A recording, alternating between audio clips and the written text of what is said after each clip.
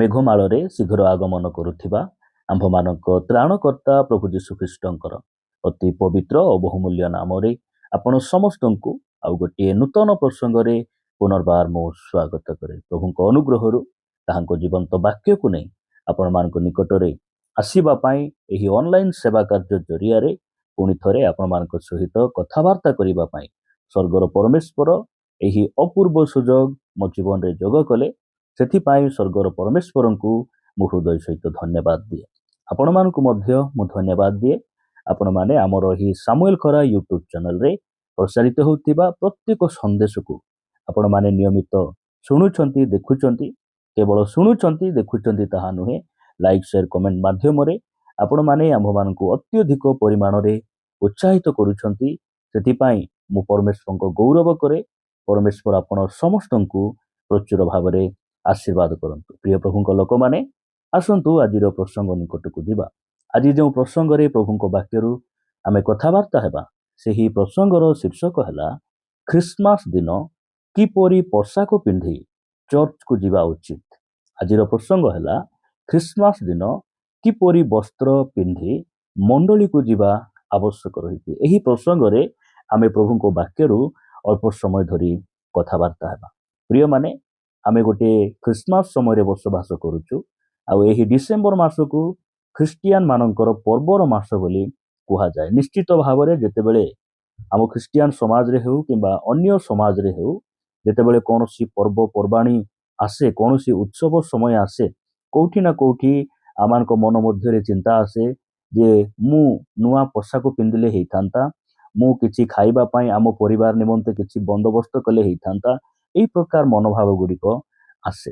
କିନ୍ତୁ ମୁଁ ଜାଣେ ଅନେକ ଖ୍ରୀଷ୍ଟିଆନ ଭାଇ ଭଉଣୀ ମାନେ ଏହି ସମୟରେ ସେମାନେ ନିଜେ ପିନ୍ଧିବା ଅପେକ୍ଷା ସେମାନେ ଅନ୍ୟକୁ ମଧ୍ୟ ପିନ୍ଧାଇବା ପାଇଁ ବ୍ୟତିବ୍ୟସ୍ତ ଅଟନ୍ତି। ଏହି ପ୍ରକାର ଅନେକ ଭାଇ ଭଉଣୀ ମାନଙ୍କୁ ମୁଁ ଜାଣେ। ପ୍ରିୟମାନେ, ଏହି ଖ୍ରୀଷ୍ଟମାସ ସମୟରେ ଯଦି ଆମେ ନୂଆ ପୋଷାକ ପିନ୍ଧୁଛୁ ତାହେଲେ କୌଣସି ପ୍ରକାରେ ପାପ ନୁହେଁ, କୌଣସି ପ୍ରକାରେ ଭୁଲ ନୁହେଁ। କିନ୍ତୁ ମୁଁ ଆପଣମାନଙ୍କୁ ଗୋଟେ ପ୍ରଶ୍ନ ପଚାରିବା ପାଇଁ ଚାହେଁ।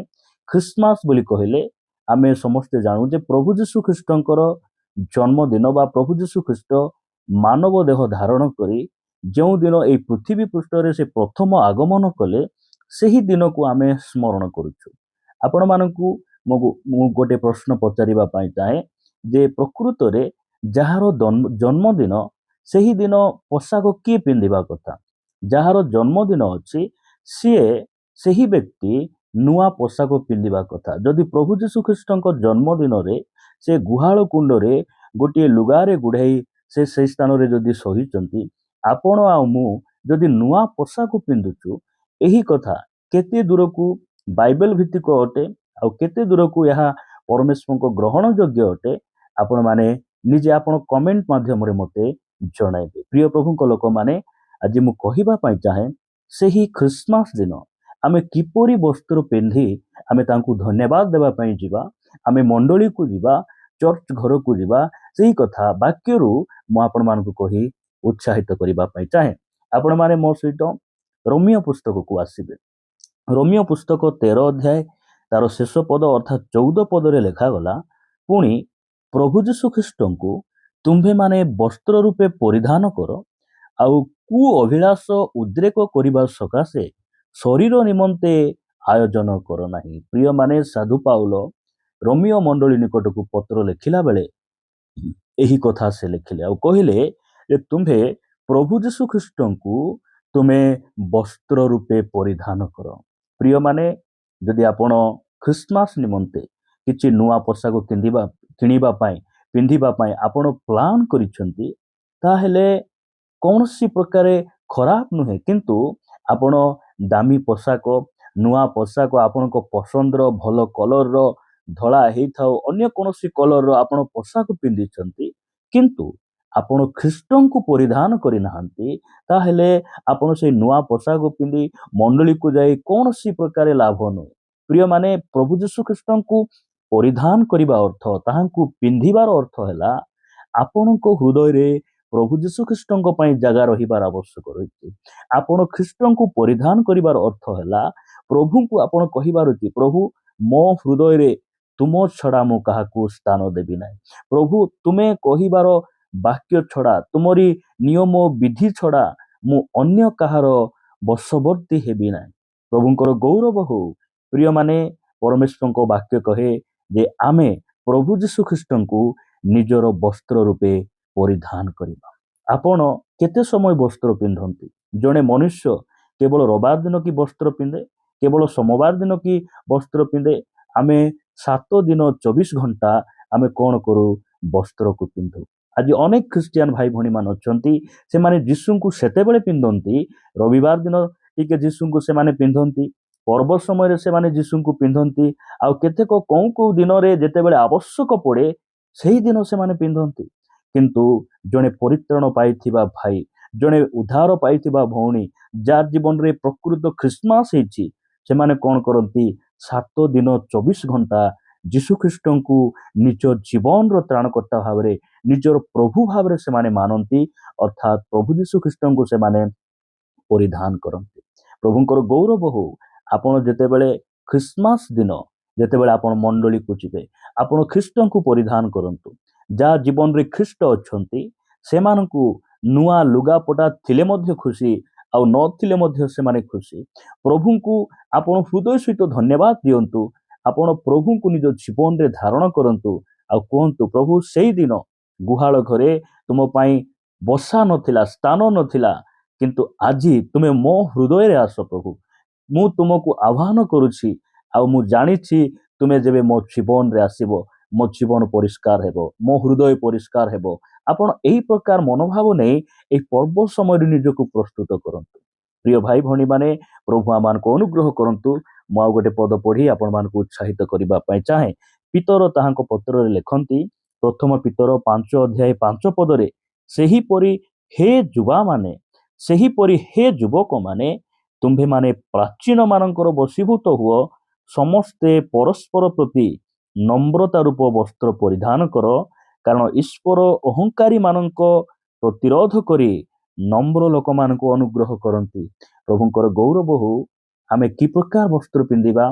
ନମ୍ରତା ରୂପ ବସ୍ତ୍ର ଆମେ ପରିଧାନ କରିବା, ଏବଂ ସେହି ଦିନ ନମ୍ର ସହକାରେ ସମ୍ପୂର୍ଣ୍ଣ ହୃଦୟରେ ନିଜକୁ ନତ କରି ସମର୍ପିତ ହୋଇ ଆମେ ପ୍ରଭୁଙ୍କୁ ଧନ୍ୟବାଦ ଦେବା ପାଇଁ ନିଜକୁ ପ୍ରସ୍ତୁତ କରିବା। ପ୍ରଭୁ ଆମମାନଙ୍କୁ ଅନୁଗ୍ରହ କରନ୍ତୁ। ସେହି ଦିନ ନାଜରିତରେ ବିଭିନ୍ନ ପ୍ରକାର କନ୍ୟା ଗୁଡ଼ିକ ଥିଲେ, ଅନେକ ଯୁବତୀମାନେ ଥିଲେ, ମାତ୍ର କୌଣସି ଯୁବତୀ ନିକଟକୁ ଗାବ୍ରିଏଲ ଦୂତ ଗଲେ ନାହିଁ, ମରିୟମଙ୍କ ନିକଟକୁ ଗଲେ। କାହିଁକି ଗଲେ? କାରଣ ମରିୟମ ସେ ନମ୍ରତା ରୂପ ବସ୍ତ୍ର ପିନ୍ଧିଥିଲେ, ସେ ବହୁତ ନମ୍ର ଥିଲେ। ସେଥିପାଇଁ ଦୂତ ତାଙ୍କୁ କହିଲେ, ଗୋ ମରିୟମ, ତୁମେ ଅନୁଗ୍ରହ ପ୍ରାପ୍ତ ହୋଇଅଛ, ଅନୁଗ୍ରହର ପାତ୍ରୀ ତୁମେ ଅଟ। ପ୍ରିୟମାନେ, ପ୍ରଭୁ ଆଜି ଆପଣଙ୍କୁ ମୋତେ ଦେଖି ସେ କ'ଣ କହୁଛନ୍ତି? ଆମେ କି ପ୍ରଭୁ ଯୀଶୁଖ୍ରୀଷ୍ଟଙ୍କୁ ପରିଧାନ କରିଛୁ? ଯଦି ଆମେ ପରିଧାନ କରୁଛୁ, ତାହେଲେ ଆମେ ନମ୍ର, ଆମେ ସରଳ, ପ୍ରଭୁ ଯୀଶୁଖ୍ରୀଷ୍ଟଙ୍କ ପରି ନିଜକୁ ପ୍ରସ୍ତୁତ କରି ଆମେ ସେଇ ଦିନର ଅପେକ୍ଷାରେ ରହିବା। ଆଜି ଅନେକ ଭାଇ ଭଉଣୀମାନେ ସେମାନେ ଏହି ଖ୍ରୀଷ୍ଟମାସକୁ ନେଇ ବହୁତ ବ୍ୟସ୍ତ। ମୁଁ କ'ଣ ପିନ୍ଧିବି? ମୁଁ ସେଇଦିନ କି ପ୍ରକାର ମୁଁ ନିଜକୁ ସଜାଇବି? ସେଇଦିନ ମୁଁ କେତେଟାରେ ଯିବି? ମୁଁ କ'ଣ ରୋଷେଇ କରିବି? ମୁଁ କ'ଣ କରିବି? ଏହି ପ୍ରକାର ଅନେକ ଭାଇ ଭଉଣୀମାନେ ପର୍ବ ନିମନ୍ତେ ଏତେ ବ୍ୟତିବ୍ୟସ୍ତ ଯେ ସେମାନେ ଯୀଶୁଙ୍କୁ ଭୁଲି ଯାଆନ୍ତି, ସତ୍ୟତାକୁ ପାଶୋରି ଯାଆନ୍ତି। ପ୍ରଭୁ ଆମମାନଙ୍କୁ ସେ ପ୍ରକାର ନ କରନ୍ତୁ। ଆମେ ସେଇଦିନ ନିଜକୁ ଏହି ପ୍ରକାର ପ୍ରସ୍ତୁତ କରିବା, ପ୍ରଭୁ ମୁଁ ଏହି ଜାଗତିକ ବସ୍ତ୍ର ନୁହେଁ, ଏହି ରଙ୍ଗ ବେରଙ୍ଗର ବସ୍ତ୍ର ନୁହେଁ, ପ୍ରଭୁ ତୁମର ନମ୍ରତା ବସ୍ତ୍ର ମୋତେ ପରିଧାନ କରିବା ପାଇଁ ତୁମେ ଅନୁଗ୍ରହ ଦିଅ। ଏହି ପ୍ରକାର ଆମର ପ୍ରାର୍ଥନା ହେବା ଆବଶ୍ୟକ ରହିଛି। ପ୍ରିୟମାନେ, ଆପଣମାନେ ମୋ ସହିତ ଆଉ ଗୋଟେ ବାକ୍ୟ ଦେଖିବେ। ଦ୍ୱିତୀୟ ବିବରଣ 22 ଅଧ୍ୟାୟ ତାର 5 ପଦରେ ଲେଖାଗଲା, ଯାହା ପୁରୁଷର ତାହା ସ୍ତ୍ରୀ ପିନ୍ଧିବ ନାହିଁ, କିମ୍ବା ସ୍ତ୍ରୀର ପୋଷାକ ପୁରୁଷ ପିନ୍ଧିବ ନାହିଁ, କାରଣ ଯେ କେହି ତାହା କରେ ସେ ସଦାପ୍ରଭୁ ତୁମ ପରମେଶ୍ୱରଙ୍କର ଘୃଣା ଯୋଗ୍ୟ ଅଟେ। ବାଇବଲ କେତେ ସ୍ପଷ୍ଟ ଅଟେ। ପ୍ରିୟମାନେ, ଆପଣ ଦେଖିବେ ଆଜି ଖ୍ରୀଷ୍ଟିଆନ ସମାଜରେ ଆଜି ଅନେକ ଭାଇ ଭଉଣୀମାନେ, ଅନେକ ଯୁବାମାନଙ୍କୁ ଦେଖିବେ, ସେମାନେ କାନରେ ଗୋଟେ ରିଙ୍ଗ ପିନ୍ଧିଥିବେ। କହିବାକୁ ଗଲେ ଏଇ ଯେଉଁ ରିଙ୍ଗ, ଏଇ ଯେଉଁ ମୁଦି ଗୁଡ଼ିକ, ଏଇଟା ପୁରୁଷ ପିନ୍ଧିବାଟା ନୁହେଁ, ଏଇଟା ହେଉଛି ସ୍ତ୍ରୀ ମାନଙ୍କର, ଏଇଟା ହେଉଛି ସେଇ ମହିଳା ମାନଙ୍କର। ଦୁଃଖର ବିଷୟ, ଆଜି ଅନେକ ଭାଇ ଭଉଣୀମାନେ ବାକ୍ୟକୁ ନ ଜାଣି ସେମାନେ ପରମେଶ୍ୱରଙ୍କର ବିରୁଦ୍ଧାଚରଣ କରୁଛନ୍ତି। ପ୍ରଭୁ ଆମମାନଙ୍କୁ ଅନୁଗ୍ରହ କରନ୍ତୁ। ଆପଣ ଦେଖିବେ ଯେତେବେଳେ ଖ୍ରୀଷ୍ଟମାସ ଆସେ ବିଭିନ୍ନ ପ୍ରକାର ରଙ୍ଗରସର ବସ୍ତ୍ର ଗୁଡ଼ିକ ଯୁବା ଯୁବତୀମାନେ ସେମାନେ ପରିଧାନ କରନ୍ତି। ଅନେକ ଯୁବତୀମାନେ ପୁଅମାନଙ୍କର ବାନିଏନ୍, ପୁଅମାନଙ୍କର ପ୍ୟାଣ୍ଟ, ଯାହାକି ବାଇବଲ ବିରୁଦ୍ଧ ଅଟେ। ଜଣେ ସ୍ତ୍ରୀ ପରି ପୋଷାକ ଆମେ ପିନ୍ଧିବା ଆବଶ୍ୟକ ରହିଛି। ଜଣେ ପୁରୁଷର ପୋଷାକ ପରି ଆମେ ପିନ୍ଧିବା ଆବଶ୍ୟକ ରହିଛି। କେବେ ହେଲେ ପ୍ରଭୁ ଯୀଶୁ ଖ୍ରୀଷ୍ଟ ସେ ସ୍ତ୍ରୀମାନଙ୍କ ପରି ଆଚରଣ କରିନଥିଲେ। ପ୍ରଭୁ ଯୀଶୁ ଖ୍ରୀଷ୍ଟ ସେ ସ୍ତ୍ରୀମାନଙ୍କ ପରି ପିନ୍ଧାଓଡ଼ା ତାଙ୍କ ନଥିଲା। ପ୍ରିୟମାନେ, ପ୍ରଭୁ ଆମମାନଙ୍କୁ ଅନୁଗ୍ରହ କରନ୍ତୁ। ମୁଁ ଜାଣିଛି ଏଇସବୁ ଶିକ୍ଷା ଗୁଡ଼ିକ ଆପଣମାନଙ୍କୁ ଭଲ ଲାଗିବ ନାହିଁ। ମୁଁ ଆପଣଙ୍କୁ ଭଲ ଲାଗୁ, ଆପଣମାନେ ଖୁସି ହୁଅନ୍ତୁ, ଏଇଟା ମୁଁ କହୁନାହିଁ। ମୁଁ ଏଇସବୁ ବାକ୍ୟ ଦ୍ୱାରା କେବଳ ପରମେଶ୍ୱରଙ୍କର ବାକ୍ୟର ସତ୍ୟତାକୁ ମୁଁ ଆପଣମାନଙ୍କୁ କହିବା ପାଇଁ ଏଇ ବାକ୍ୟ ଗୁଡ଼ିକ ପ୍ରସ୍ତୁତ କରୁଛି। ପ୍ରଭୁ ଆମମାନଙ୍କୁ ଅନୁଗ୍ରହ କରନ୍ତୁ। ମୁଁ ଆପଣମାନଙ୍କୁ ଏତିକି କହିବା ପାଇଁ ଚାହେଁ, ଆପଣ ଯେବେ ମଣ୍ଡଳୀକୁ ଯିବେ, ଆପଣ ଯେବେ ଚର୍ଚ୍ଚ ଘରକୁ ଯିବେ, ଆପଣ ଖ୍ରୀଷ୍ଟଙ୍କୁ ପରିଧାନ କରନ୍ତୁ, ଯୀଶୁଙ୍କୁ ପିନ୍ଧନ୍ତୁ ପ୍ରିୟମାନେ, ଆଉ ତାହାଙ୍କୁ ଧନ୍ୟବାଦ ଦେବା ପାଇଁ ମଣ୍ଡଳୀକୁ ଯାଆନ୍ତୁ। ପ୍ରଭୁ ଏହି ବାକ୍ୟ ଦେଇ ଆମ ସମସ୍ତଙ୍କୁ